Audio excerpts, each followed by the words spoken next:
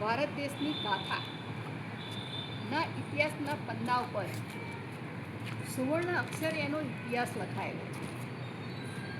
એમાંનું એક આપણે પન્નું આપણે જોઈશું તો 1920 કે જે વખતે અસહકારની ચળવળ એક બાજુ ચાલતી હતી અને એક બાજુ ગાંધી બાપુએ નિર્ણય કર્યો કે આપણે જે અંગ્રેજોની જે શિક્ષણ નીતિ છે એ શિક્ષણ નીતિ આપણે અપનાવવી નથી. કારણ કે એ શિક્ષણ નીતિમાં એવું છે કે ફક્ત ને ફક્ત કારકુનો જ તૈયાર કરવા અને એ શિક્ષણ નીતિમાં દેશનું કોઈ ગૌરવ નથી, દેશ માટે દેશની કોઈ રાષ્ટ્રીય ભાવના નથી.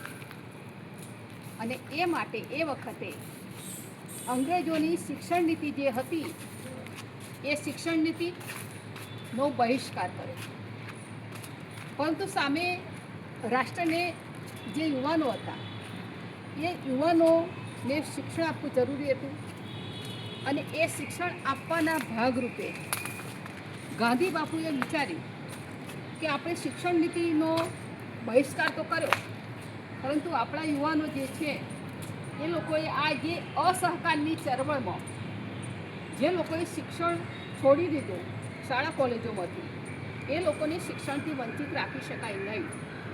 અને એટલા માટે રાષ્ટ્રીય શિક્ષણની વ્યાપ વધારવા માટે જે લોકોએ શિક્ષણ વિદ્યાર્થીઓએ શાળા કોલેજોનું છોડી દીધું એ લોકોને શિક્ષણ પૂરું પાડવા માટે એક વિચાર આવ્યો અને એ વિચારના ભાગરૂપે વિદ્યાપીઠની શરૂઆત કરી.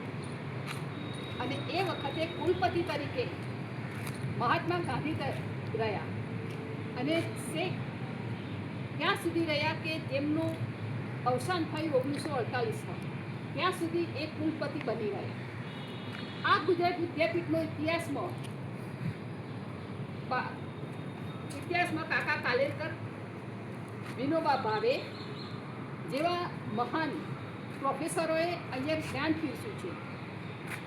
અને એના ભાગરૂપે સારા વિદ્યાર્થીઓ અહીંયા તૈયાર થયા છે. ડૉક્ટરો, એન્જિનિયરો, વૈજ્ઞાનિકો પણ તૈયાર થયા છે. આજે ગુજરાત વિદ્યાપીઠને એક